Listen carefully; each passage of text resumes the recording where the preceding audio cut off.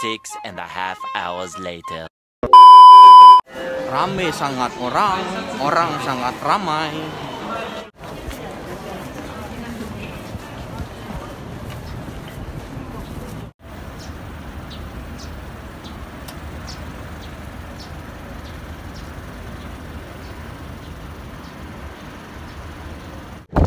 Assalamualaikum warahmatullahi wabarakatuh. Waalaikumsalam warahmatullahi wabarakatuh. Apa kabar kalian, Be? Jadi di kesempatan video kali ini kebetulan aku kedatangan tamu. Ini Mas Dwiki namanya. Mas Dwiki ini yang bantu aku waktu pengurusan visa dari Tokute Katsudo ke Tokute Gino. Mantul. Ya. Jadi karena beberapa saat yang lalu banyak teman-teman mempertanyakan tentang Tokute Gino. Tapi rata-rata bukan Tokute Gino ex EPA kayak aku, tapi yang real Tokute Gino, ya kan? Iya. Banyak itu pertanyaan datang dari teman-teman dari Instagram atau dari YouTube. Jadi aku coba rangkum semua pertanyaan itu. Jadi di video kali ini sesinya Q&A sama Mas Dwiki yang mungkin lebih paham, lebih mengetahui tentang Tokute Gino. Aku jujur aja sama kalian ya, aku bawa kopean aku nih, nah, bawa kopean. Nggak apal aku pertanyaan kalian soalnya banyak kali. Ada berapa pertanyaan, Mas? Yang aku rangkum sekitar ada 15 pertanyaan. Wow. Jadi baik juga. Oke. Nggak usah panjang-panjang, to the point aja, langsung ke intinya. Nice, Pertama Mas. yang mau kutanyakan, Mas. Hai. Visa Tokute Gino itu visa apa sih sebenarnya? Jadi visa Tokute Gino ini adalah visa yang dibuat oleh pemerintah Jepang pada tahun 2019 bulan April lalu untuk memenuhi kebutuhan tenaga kerja yang ada di Jepang.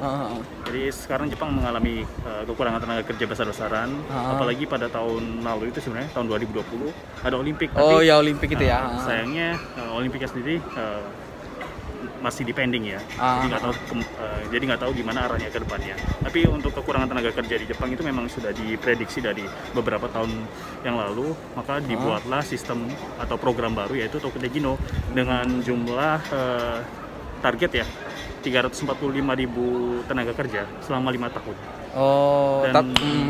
Dan ada banyak bidang.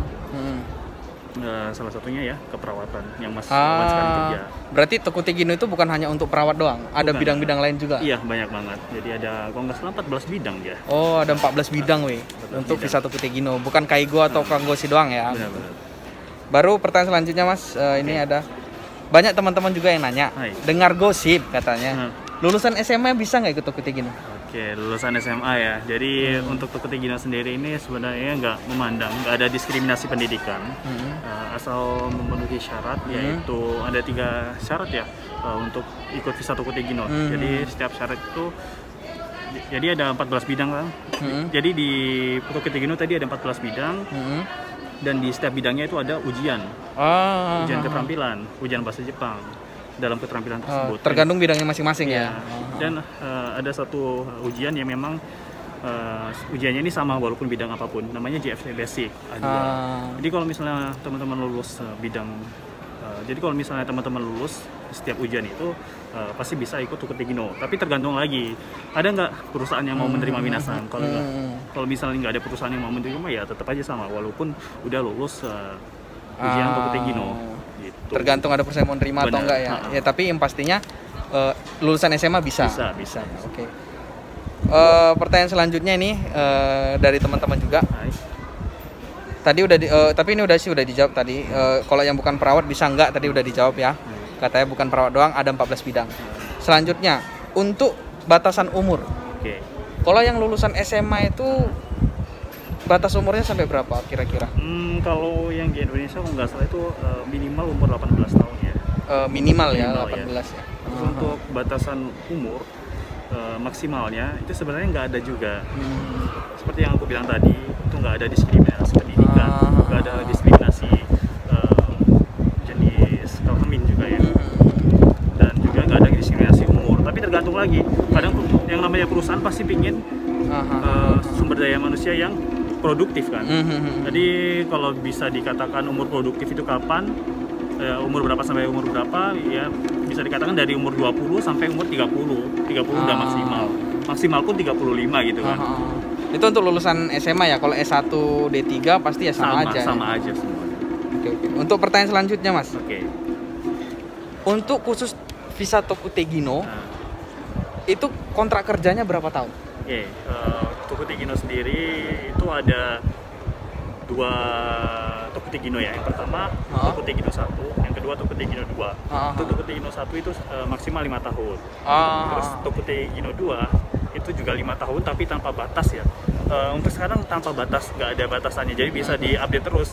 Tapi untuk Tokute Gino 2 sendiri ini masih cuma beberapa bidang, yaitu pengelasan kapal sama yang bagian konstruksi kalau nggak salah. Jadi sekarang yang bisa masuk Tokute Gino 2 cuma bidang ini. Untuk Tokute Gino 1 semua 14 bidang, terus maksimal 5 tahun. Oh, ya, 5 tahun maksimal. Soalnya pernah dengar kabar juga katanya kalau Tokute Gino itu hanya 3 tahun katanya. Beda, itu Gino Jishusei. Oh, itu Gino Jishusei ya? Gino Jishusei pun sekarang udah bisa maksimal 5 tahun. Oh, bisa juga. Gino Jishusei itu artinya pemagangan ya, bilang. Oke. Gino Jishusei yang orang-orang yang magang-magang itu. Oke, pertanyaan selanjutnya. Di pertengahan kontrak bisa resign nggak? Umpamanya ada teman-teman juga yang nanya, kan di Jepang itu ada namanya apa, culture shock ya, culture shock gitu namanya. Jadi ya homesick atau gimana lah, kangen rumah, nggak mungkin teman-teman yang nggak biasa jauh dari rumah tiba-tiba di pertengahan kontrak pingin pulang gitu, bisa nggak? Oke, jadi kali bisa pulang atau enggak pastinya bisa ya, tapi tujuan kalian ke Jepang itu sebenarnya untuk apa sih? Kalau misalnya udah pengen ke Jepang pasti harus ada persiapan ya, harus terima dengan culture shocknya dan harus beradaptasi di dalamnya. Bisa, tapi udah ada kesempatan perusahaan yang menerima minasi sampai 5 tahun ya, kan pulang tengah jalan ya semuanya kayak siap. Kalau saya ke Jepang biasanya gini kalau misalnya 5 tahun gitu. 5 tahun. Tapi kalau misalnya ada keperluan atau apa ya itu bisa di cover dengan cuti gitu kan. Tapi kalau cuti di Jepang harus kerja dulu 1 tahun. Iya. Setelah 1 tahun nanti dapat 10 hari cuti. Kalau misalnya pulangnya mau pakai cuti itu ya bebas. Tapi kalau pulang untuk selamanya kayaknya nggak profesional banget. Karena untuk Tokute Gino ini sendiri namanya aja Tokute Gino ya, specific skill worker, tenaga kerja berketerampilan, artinya profesional. Kalau misalnya datang, ternyata pulang, itu namanya nggak profesional sama sekali. Jadi nggak perlu datang ke Jepang kalau misalnya ingin pulang. Jadi kalau memang belum siap untuk jauh dari keluarga, belum siap untuk merantau, pikirkan lagi. Kita ambil Tokute Gino. Selanjutnya, pertanyaan selanjutnya ini ada juga yang nanya, andaikan masih kerja 2 atau 3 bulan dan merasa nggak nyaman, bisa nggak pindah ke perusahaan lain? Seperti yang pertanyaan sebelumnya ya, mirip ya. Jadi karena udah ditampung ya atau dipekerjakan oleh perusahaan yang menerima, jadi bisa mungkin ya minimal bekerjalah 3 tahun, kalau bisa ya sampai akhir. Kalau di Indonesia pun kalau misalnya kita masuk kerja 3 bulan terus cabut, itu kan sama aja, nggak profesional sama sekali. Secara program itu memang bisa, tapi banyak yang disusahkan dan Anda sendiri bakal kesusahan. Karena apa? Jadi kalau mau pindah kerja itu kan harus ada tempat kerja yang baru. Iya. Tempat kerja yang baru pun melihat pengalaman Anda sebelumnya, histori Anda sebelumnya, kayak gak niat gitu kan pasti nggak mau nerima. Akibatnya berakhir nggak dapat kerjaan, harus pulang ke Indonesia. Jadi lebih banyak demeritnya, lebih banyak untungnya tadi. Berarti kalau udah menentukan 1 bulan, kalau bisa ya kalau bisa sampai akhir. Kalau yang udah kepepet banget baru itu udah lain cerita. Pertanyaan selanjutnya mengenai gaji. Untuk mengenai gaji ini kemarin ada yang nanyakan, tapi dalam program Kaigo ya, Kaigo Tokute Gino Kaigo menaikkan gaji. Untuk Tokute Gino kan itu belum lulus Kokashikeng. Gajinya sama nggak kayak EPA yang belum lulus juga? Jadi Tokute Gino itu ada banyak jalan ya. Yang aku maksud jalan itu yang pertama itu anak yang fresh graduate baru lulus terus ikut ujian, habis itu datang ke Jepang sebagai Tokute Gino. Terus yang kedua anak Jishusei, anak Jishusei yang udah selesai program magang udah selesai terus dia pindah ke visa Tokutegino. Terus yang terakhir, kalau ini bagian Kaigo aja ya, anak EPA yang misalnya nggak lulus Kokashikeng terus dia pindah ke Tokutegino. Kayak aku gitu ya. Kurang beruntung aja itu. Kurang beruntung. Jadi kalau yang fresh graduate pasti dia gajinya sama dengan fresh graduate orang Jepang gitu. Karena pada dasarnya Tokutegino ini ketika perusahaan mau menerima Tokutegino itu harus ada standar gajinya. Jadi standar gajinya sama persis dengan orang Jepang. Harus sama dengan orang Jepang. Yang artinya kalau misalnya nggak punya pengalaman, itu ya disamakan dengan orang yang nggak punya pengalaman. Oh, berarti masalah gaji kembali ke pengalaman ya? Iya. Kalau memang dia fresh graduate, ya gajinya sama. Sama dengan orang Jepang. Walaupun dia belum belum lulus Kokashikeng, tapi kalau udah punya pengalaman kerja, gajinya bakal beda. Tapi pengalaman kerjanya dia di mana? Di Jepang. Iya, di bukan Jepang. Di Indonesia. Walaupun di Indonesia udah berpengalaman kerja. Tapi ketika datang ke Jepang itu biasanya di-reset lagi pengalaman kerjanya. Pengalaman kerjanya ya. Siap. Oke, ke next pertanyaan selanjutnya. Untuk Tokutegino Kaigo, teman-teman Tokutegino Kaigo yang ikut Tokutegino Kaigo itu dapat fasilitas belajar nggak untuk Kokashikeng? Kalau kayak kami EPA dulu kan itu fasilitas belajar itu memang udah wajib. Kalau Tokutegino kira-kira ada nggak fasilitas belajar untuk bimbel ya, bimbingan belajar untuk dapat Kokashikeng ya? Itu tergantung perusahaan masing-masing. Jadi kalau perusahaannya memang niat merekrut orang luar negeri untuk kerja di tempatnya dan memang direncanakan biar bisa dapat sertifikat caregiver, pasti akan disupport gitu. Tapi kembali lagi kalau tempatnya memang hanya untuk 5 tahun, ya itu kita harus inisiatif belajar sendiri. Jadi tergantung tempat kita bekerja nanti. Tergantung perusahaan kita. Ada yang mensupport belajar, ada yang enggak juga gitu. Siap. Karena setauku ya Mas ya, EPA sama Tokutegino itu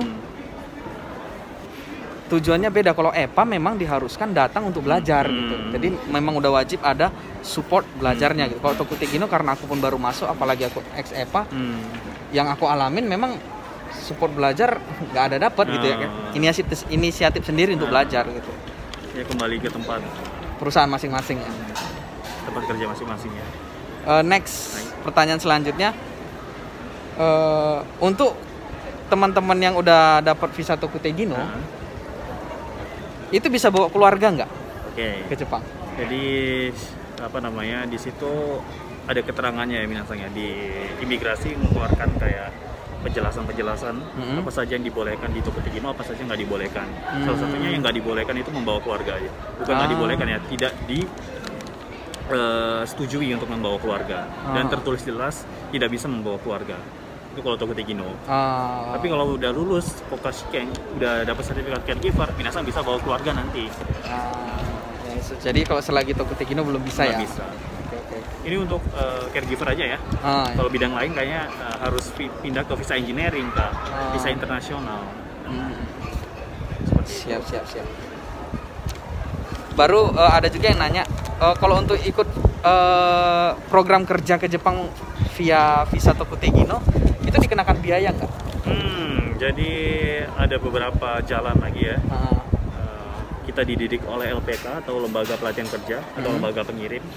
Terus ada yang versi mandiri. Nah, kalau lewat LPK itu kebanyakan dibantu sama LPK-nya buat biaya administrasi, biaya pembuatan dokumen dan lain-lain, itu pasti butuh biaya.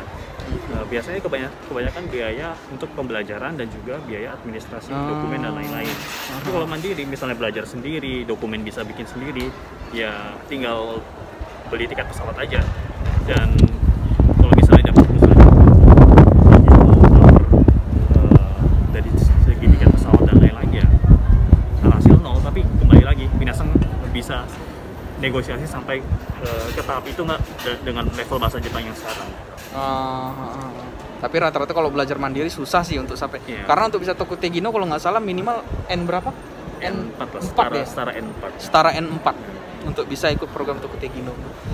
Dan itu rata-rata sih pelatihan di LPK ya. Dan pastinya butuh biaya sih. Next, ada yang nanya juga, kalau kita udah kerja di Jepang pakai visa Tokutegino, bisa ngurusin mobil nggak? Si mobil pertama ya, si mobil di Jepang itu mahal ya. Iya, iya. Bisa sampai mahal 40 juta mungkin. Kalau dirupiahkan ya sekitar segitu. Terus sebenarnya bisa aja ngambil, tapi untuk ujian si mobil itu pakai bahasa Jepang. Kalau misalnya minasang paham soal-soal yang dikeluarkan dalam tes mobil tersebut, ya nggak apa-apa, bisa aja gitu. Tapi aku sih nggak merekomendasikan karena biasanya cuma 5 tahun di Jepang. Sedangkan biaya untuk buat bikin si mobil itu sampai 40 juta. Belum lagi mobilnya ya? Iya, belum mobilnya. Terus belum pajaknya. Jadi returnnya itu nggak sesuai, pengembaliannya itu nggak sesuai. Jadi sebenarnya kalau masalah bisanya bisa aja kalau umpamanya kalian sanggup untuk ikuti ujiannya dan mengenai biayanya gitu ya. Oke. Pertanyaan selanjutnya. Tokutegino tadi kan ada 14 cabang tuh bidang. Umpamanya ada nih teman udah dia kerja di Jepang pakai visa Tokutegino. Pokoknya bidangnya kita anggaplah umpamanya bidangnya bangunan kayak gitu. Bangunan, oke.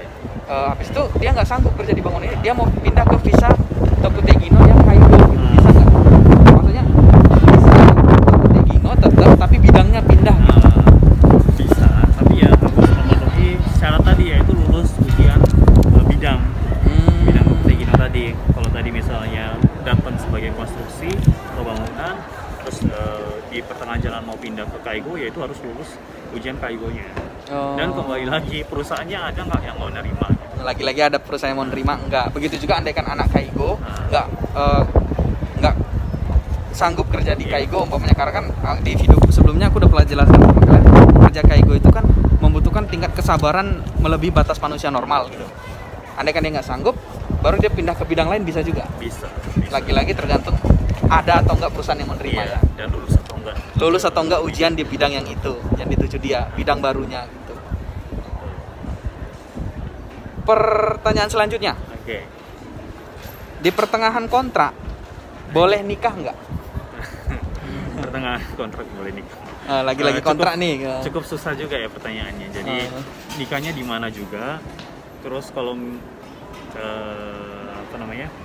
setelah nikah itu keluarganya tetap di negaranya, ya nggak masalah sih. Jadi untuk nikah itu sebenarnya bebas asal nggak mengganggu pekerjaan dan nggak mengganggu kewajiban kita gitu loh. Kalau misalnya kita udah dapat cuti, misalnya dapat cuti 10 hari tadi ya, terus mau izin pulang untuk nikah bisa aja gitu. Tapi tergantung lagi perusahaannya lagi sibuk atau enggak waktu itu. Jadi tentang nikah boleh atau enggak, boleh aja. Tapi silakan diskusikan dengan perusahaan masing-masing. Nggak ada larangan nggak boleh nikah. Karena menikah itu hak setiap umat manusia. Benar. Tapi kadang ada juga perusahaan yang lebih milih yang single gitu kan. Jadi ya kembali lagi lah ya ke perusahaan masing-masing gitu. Memang dikatakan tidak ada diskriminasi, tapi perusahaan memiliki kriteria masing-masing. Punya persyaratannya masing-masing ya. Oke. Ini pertanyaan terakhir dan aku dapat pertanyaan ini dari teman-teman YouTube juga di kolom komentar videoku yang sebelumnya. Dia menanyakan, selama ini kan program kerja ke Jepang itu lagi tenar-tenarnya, mau itu perawat lansia, perawat medis atau bidang-bidang lain. Jadi ada temen nanya, untuk dokter umum udah ada belum sih program atau seperti Tokutegino atau visa lain agar para rekan-rekan dokter umum ini bisa bekerja di Jepang? Kemarin ada juga sekitar 2 orang itu teman YouTube juga yang katanya dia profesinya sebagai dokter umum, menanyakan ada minat juga gitu untuk kerja di Jepang gitu, apakah kira-kira bisa gitu ataupun apakah udah ada? Jadi untuk sementara ini sih belum ada ya. Untuk bagian kesehatan itu masih di caregiver aja. Sama medis ya? Medis pun belum, masih caregiver aja. Kanggoshi belum ada di Tokutegino. Tokutegino belum ada. Oh iya. Jadi untuk bagian medis kesehatan itu hanya untuk caregiver atau care worker ya. Tokutegino ya. Nah, itu yang membantu lansia. Sedangkan Kanggoshinya cuma ada di EPA doang. Iya, di EPA. Oh, Tokutegino belum ada, cuma caregiver doang. Oke, jadi untuk kedokteran itu masih belum ada. Untuk bidang kesehatan masih belum ada yang kedokteran. Sekarang masih ada itu untuk caregiver aja. Tokutegino ya. Tokutegino.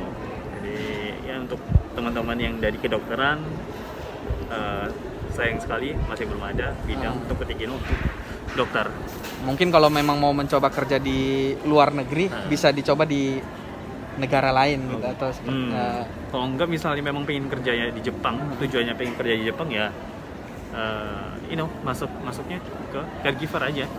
Ya tapi ya gimana gitu di Indonesia dokter sampai di sini jadi perawat lansia pasti ya ada agak gapnya di situ ya. Ada di situnya. Jadi untuk saat ini untuk rekan temanku dokter umum kemarin yang nanyakan di YouTube, jawabannya untuk sampai saat ini itu belum ada. Yes. Gitu. Oke, pertanyaannya udah habis. Lain waktu kalau umpamanya ada kesempatan lagi, silahkan teman-teman tulis pertanyaan kalian selanjutnya di kolom komentar. Insya Allah bakal kita bahas di video-video selanjutnya. Kalau bisa aku jawab sendiri, nanti aku jawab sendiri. Kalau memang nanti umpamanya nggak bisa, minta tolong sama Mas Dwiki-nya gitu. Dan bagi teman-teman yang mau kepoin sosial medianya Mas Dwiki, nanti aku tulis di bawah ini. Mas Dwiki juga punya ada YouTube-nya juga, ada Instagram-nya di sini, nanti aku tulis. Bisa kalian follow. Ataupun ada yang mau kalian tanyakan, bisa langsung tanyakan ke Mas Dwiki-nya gitu. Karena kalau aku kan tahu tapi nggak paham gitu, Pak. Mas Dwiki-nya sedikit banyaknya paham, bisa menjelaskan yang benar gitu. Jadi untuk kesalahan informasi itu lebih minim. Oke teman-teman, video Q&A kita kali ini udah cukup panjang banget juga. Ini pertanyaan juga banyak juga. Kita akhiri sampai di sini video kali ini. Kalau ada salah kata, kami mohon maaf karena kami pun masih dalam masa belajar juga. Kita sama-sama belajar biar sama-sama tahu. Sampai jumpa di video-video selanjutnya. Ingat, nggak ada yang nggak mungkin kalau kita niat dan jalani. Assalamualaikum warahmatullahi wabarakatuh.